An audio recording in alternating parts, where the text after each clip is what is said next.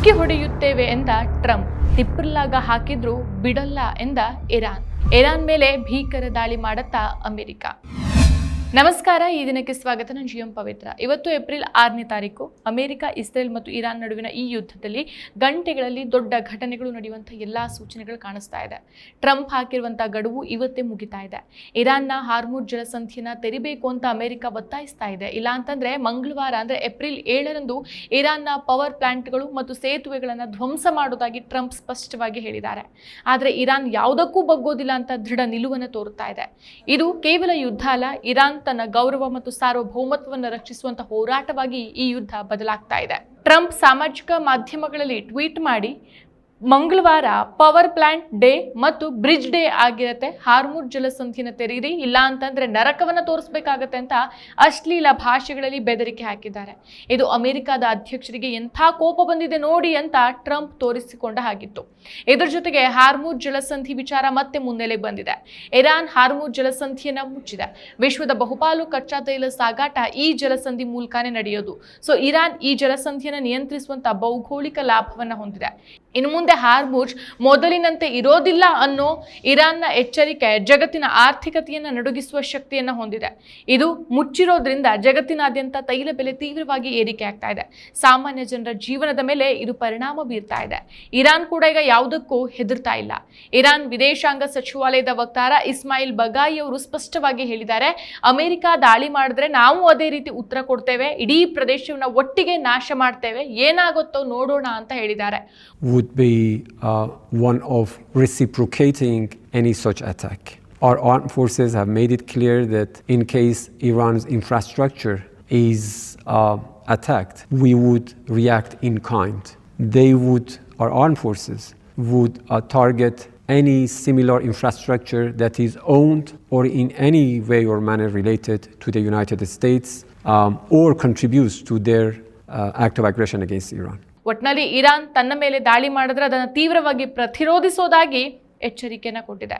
So Hormuz ಜಲಸಂಧಿ ವಿಷಯದಲ್ಲಿ Iran ಸ್ಪಷ್ಟವಾಗಿ ಹೇಳಿದೆ, ನೀವು ತಿಪ್ಪರ್ಲಾಗ ಹಾಕಿದ್ರು ಹಾರ್ಮುಜ್ ಓಪನ್ ಮಾಡೋದಿಲ್ಲ, ಇಷ್ಟು ದಿನ ಇದ್ದ ರೀತಿನೇ ಬೇರೆ, ಇನ್ನು ಮುಂದೆ ಹಾರ್ಮುಜ್ ಇರೋದಿಲ್ಲ, ಎಲ್ಲಾನು ಬದಲಾಗತ್ತೆ, ಅದರಲ್ಲೂ ಅಮೆರಿಕ ಮತ್ತು ಇಸ್ರೇಲ್ ಹಡಗುಗಳಿಗೆ ಇಲ್ಲಿ ಎಂಟ್ರಿಯೇ ಇಲ್ಲ ಅಂತ ಹೇಳಿದೆ.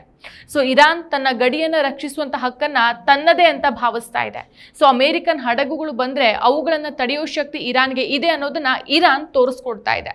ಸೊ ಈ ಯುದ್ಧದ ಪರಿಣಾಮ ಜಗತ್ತಿನ ಎಲ್ಲಾ ದೇಶಗಳ ಮೇಲೆ ಬೀಳ್ತಾ ಇದೆ. ಭಾರತದ ವಿದೇಶಾಂಗ ಸಚಿವ ಎಸ್ ಜೈಶಂಕರ್ ಅವರು ಗಲ್ಫ್ ರಾಷ್ಟ್ರಗಳ ನಾಯಕರಿಗೆ ಕರೆ ಮಾಡಿ ಮಾತಾಡಿದ್ದಾರೆ. UAE, ಕತಾರ್ ಮತ್ತು ಇರಾನ್ ವಿದೇಶಾಂಗ ಸಚಿವರ ಜೊತೆಗೆ ಚರ್ಚೆಯನ್ನು ನಡೆಸಿದ್ದಾರೆ ಅನ್ನೋ ಮಾಹಿತಿ ಇದೆ. ಆದ್ರೆ ಯುದ್ಧದ ಬಿಸಿ ಹೆಚ್ಚುತ್ತಾ ಇರೋದ್ರಿಂದ ತೈಲ ಬೆಲೆ ಏರಿಕೆ ಆಗ್ತಾ ಇದೆ. ಸಾಮಾನ್ಯ ಜನರ ಮೇಲೆ ಪೆಟ್ರೋಲ್, ಡೀಸೆಲ್ ಬೆಲೆಯ ಪ್ರಭಾವ ಕಾಣ್ತಾ ಇದೆ. ಜಗತ್ತಿನ ಆರ್ಥಿಕತೆಯೇ ತತ್ತರಿಸ್ತಾ ಇದೆ. ಇನ್ನು ಇರಾನ್ ಯಾಕೆ ಬಗ್ಗೋದಿಲ್ಲ ಅನ್ನೋದಕ್ಕೆ ಕಾರಣಗಳು ಇದೆ. ಮೊದಲನೇದು, ಇರಾನ್ ತನ್ನ ಭೂಮಿ ಮತ್ತು ಸಂಪನ್ಮೂಲಗಳನ್ನ ರಕ್ಷಿಸೋ ಹಕ್ಕು ತನ್ನದೇ ಅಂತ ನಂಬತ್ತೆ.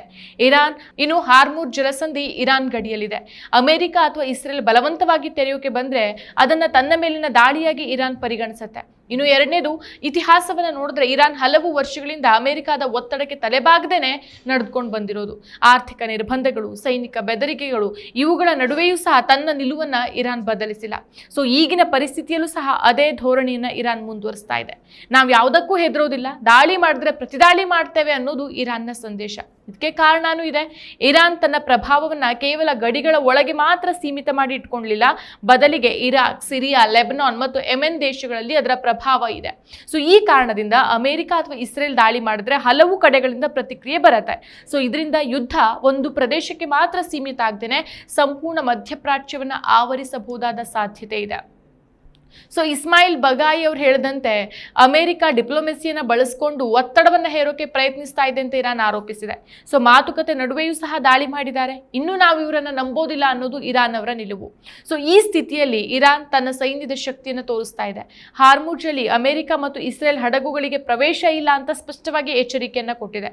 ಯಾವುದೇ ದಾಳಿ ನಡೆದ್ರೂ ಇಡೀ ಗಲ್ಫ್ ಪ್ರದೇಶವನ್ನು ಪ್ರಭಾವಿಸುವ ರೀತಿಯಲ್ಲಿ ಉತ್ತರ ಕೊಡುವಂತ ಶಕ್ತಿ ಇರಾನ್ಗೆ ಇದೆ ಅಂತ ತೋರಿಸ್ತಾ ಇದೆ.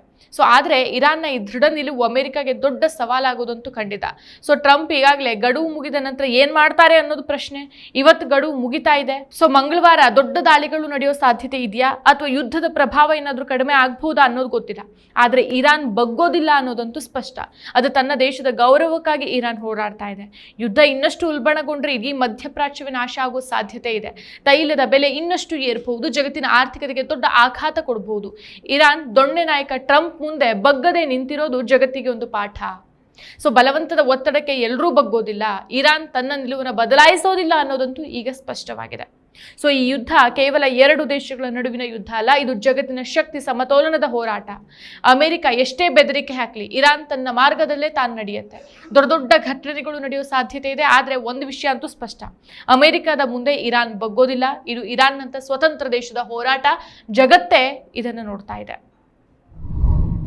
ಮತ್ತಷ್ಟು ವಿಶೇಷ ವಿಡಿಯೋಗಳನ್ನು ನೋಡಲು ಮತ್ತು ಹೊಸ ವಿಡಿಯೋಗಳ ಬಗ್ಗೆ ತಿಳಿಯಲು ಈ ದಿನ .com ಯೂಟ್ಯೂಬ್ ಚಾನೆಲ್ ಸಬ್ಸ್ಕ್ರೈಬ್ ಮಾಡಿ ಮತ್ತು ಬೆಲ್ ಐಕಾನ್ ಕ್ಲಿಕ್ ಮಾಡಿ.